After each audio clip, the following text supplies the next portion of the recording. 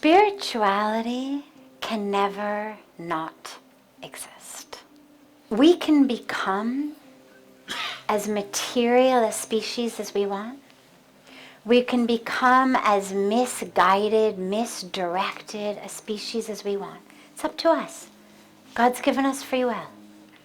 You want to spend your life focused only on how much you earn and buy? No problem. But that doesn't make spirituality stop existing. It just means that you are not benefiting from it. That's like saying, can the sun still exist if I lock myself in my room and close my curtains? Of course.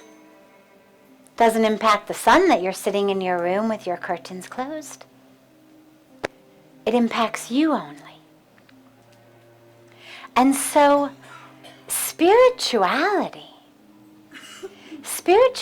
is not a belief system. Spirituality simply means, literally, if you look it up in the dictionary, all it means is pertaining to spirit, of the spirit. And so all spirituality means is, I've chosen to focus on spirit. Now, we have two options of how to focus our lives. We can focus on the matter, the material world, or we can focus on spirituality. Now, that's up to me, each of us individually. But if I focus only on spirit, it doesn't make my body disappear. My body doesn't say, oh, no one's paying attention to me, I guess I'll just dissolve. It's still there. I'm just focused on spirit.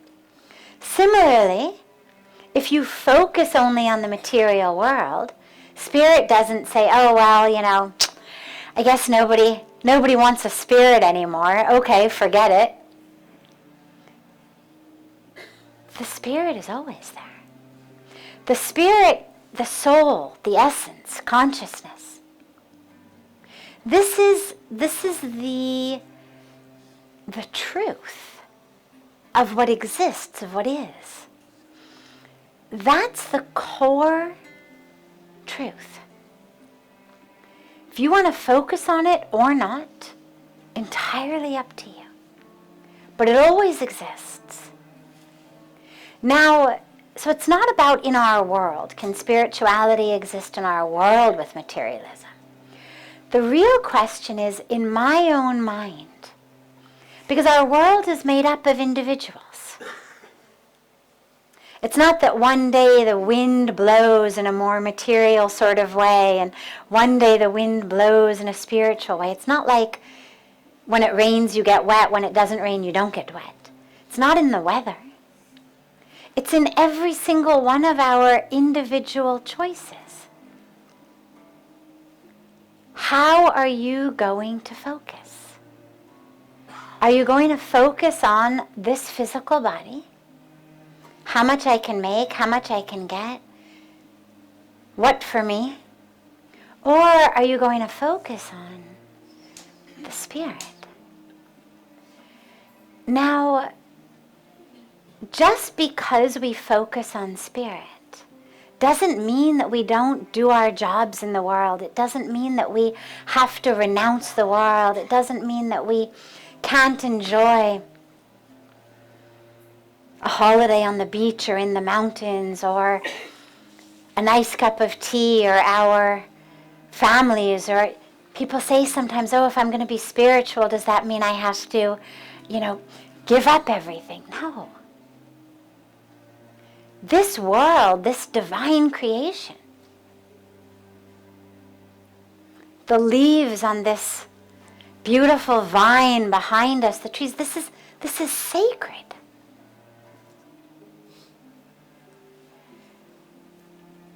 And so there's no teaching in spirituality that says, thou shalt not enjoy the world. Thou shalt always be miserable. Thou shalt never smile. Of course not. God has created the creation. Of course we're supposed to enjoy it. Why would a sunset be so beautiful? Or a rainbow be so beautiful?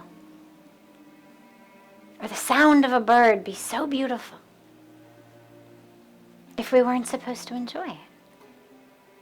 Why would a baby's face be so beautiful if we weren't supposed to love it?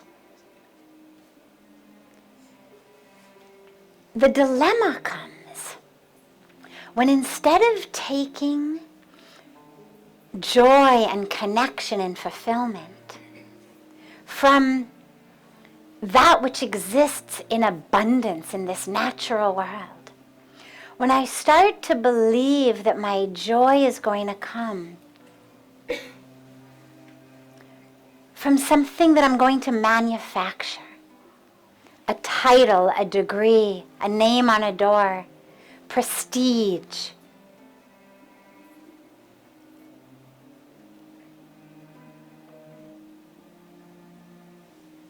fat bank account, power over a lot of people, whatever it may be. But when we start thinking that it's going to come from that, the dilemma comes, it obviously doesn't come from that, ever.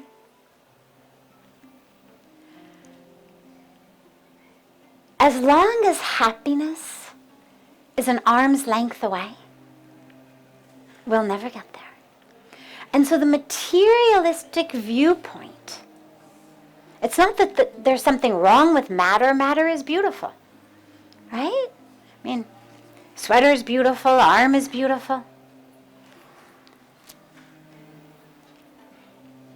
Divine image is beautiful, even the table is beautiful. Matter is beautiful, there's nothing wrong with matter.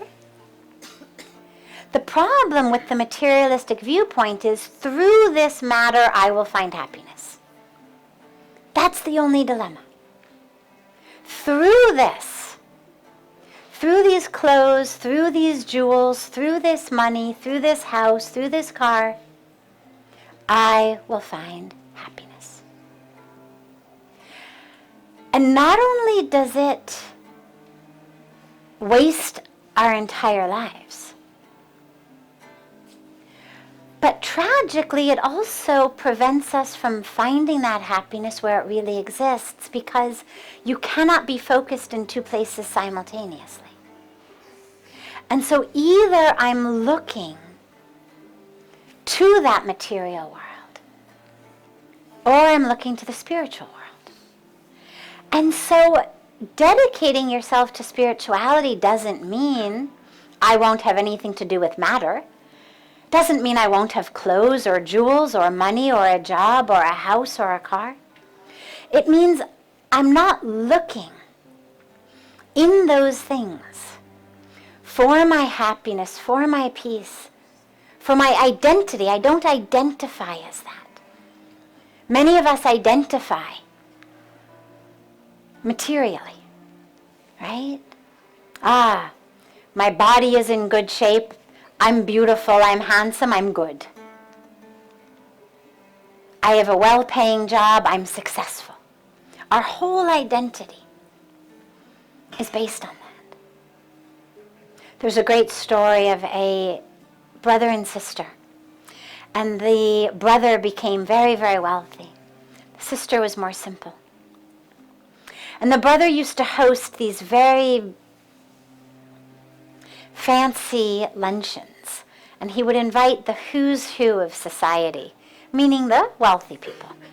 And one day his sister, innocently, assuming it's my brother's house, of course I'm welcome, shows up at his luncheon.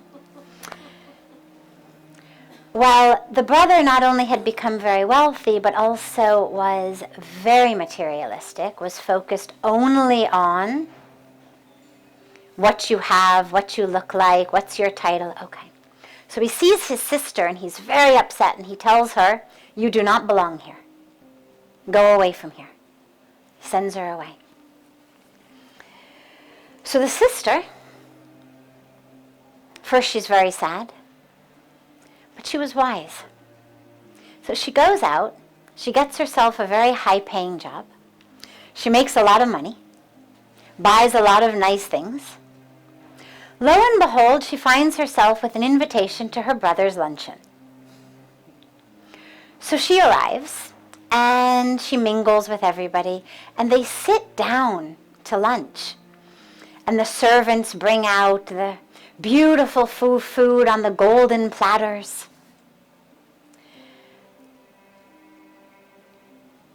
And as her platter is before her, she takes off her earrings, she takes off her necklace, she takes off her bracelets, and she puts them on the table in front of the platter. So now the brother thinks, oh my God, what have I done? She's rich, but she's still crazy. I never should have invited her. She's getting undressed here in the middle of the luncheon, all of her jewels, what is she doing? So he says to her, sister, put back on your jewels. What are you doing? This is not the place to take them off. She says, oh, I'm feeding them. He thinks, oh God, she's really crazy. She's going to humiliate me in front of everybody. What do you mean you're feeding them? And she says, well, brother, I'm the same as I was before. Before I was not welcome. Now that I have jewels, I am welcome. Which means that it's my jewels you are looking to feed, not me. It's my jewels you invited to this party, not me. So I thought since they were the ones who were invited, not me, I should feed them. Clearly the lunch is for them, not for me. So I love that story because that's how so many of us move through the world. We identify ourselves and others based on what we have. And so spirituality says no. Spirituality says, sure, wear earrings if you want, no problem. But you're not your earrings. You're spirit. Your soul. And for me, sure, wear bracelets, wear earrings if I wanted to. But I'm not them. I'm not my jewelry. I'm not my clothes.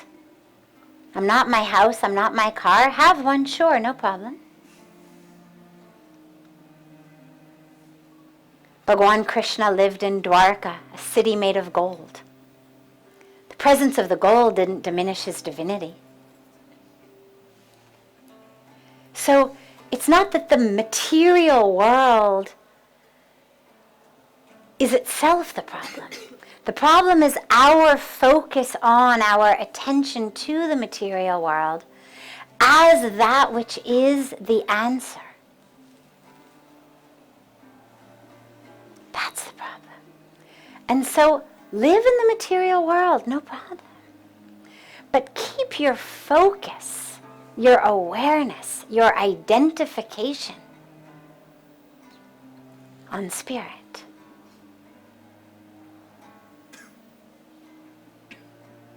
And if we do that, then slowly, slowly we can actually bring it to the world.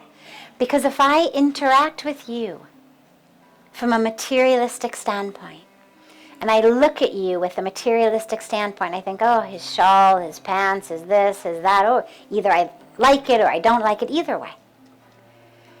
What that does, because we're energetic beings, we feel it in each other. You know when someone's looking at you from a materialistic standpoint.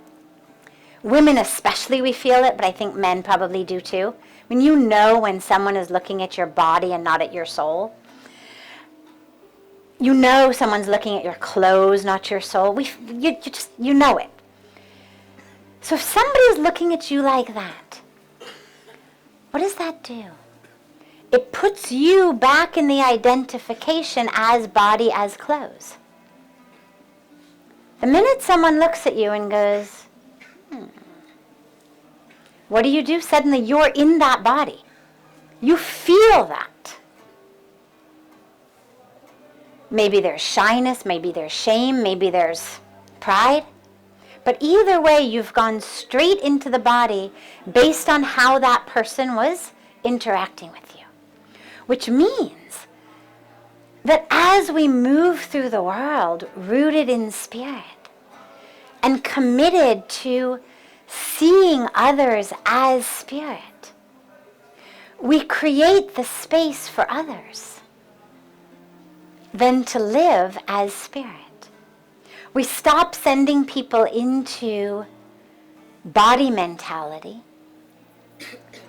and we create the space for them to live in soul truth. And that then is what brings about that ripple impact into the world.